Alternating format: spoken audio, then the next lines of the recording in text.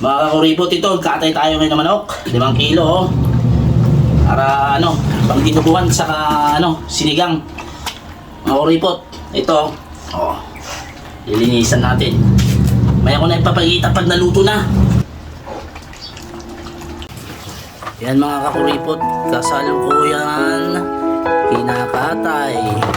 Ayan. Medyo mainit-init pa mga kakuripot.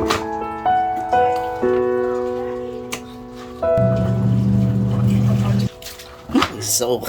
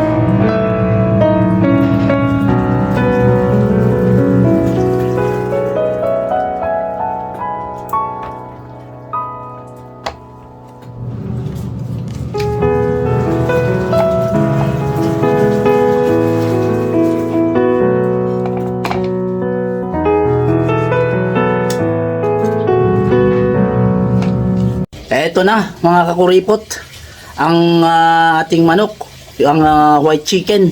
Lulutuhin na natin to. Ito yung isisigang natin. Mamaya papakita ko naman yung pang dinuguan. Papakita kung paano magluto ng dinuguang manok mga kakuripot, para naman yung iba malaman nila kung paano magluto ng dinuguan, kasi hindi nila alam na pwede palang magluto ng dinuguang manok mga kakuripot. Kasi yung iba nagtataka sila kung bakit meron pwedeng magluto ng dinugang manok.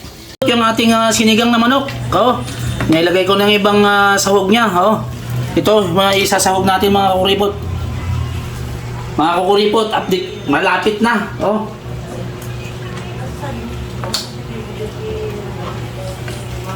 Yun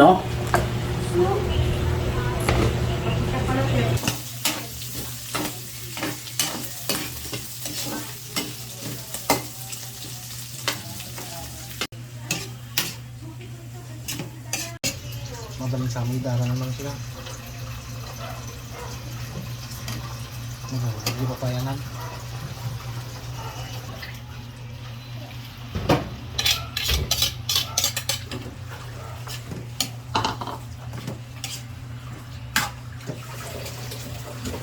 Ayan na mga kakuripot, ang ating dinuguan na manok. Diba? At yan, may sahog yan mga kakuripot na na bunga ng papaya, 2 piraso. Yan ang literal na dinuguan. Lutong Ilocano yan mga kakuripot. At papatuyuin muna natin yan mga kakuripot. At mamaya i-update ko kayo pag okay na. Pasintabi po sa hindi kumakain ng mga dinuguan dyan ng mga kabab. Iba ito. Ay, nagalit. Maraming salamat mga kakuripot. At to ang aming dinuguan, lutong Ilocano. Maraming salamat. God bless.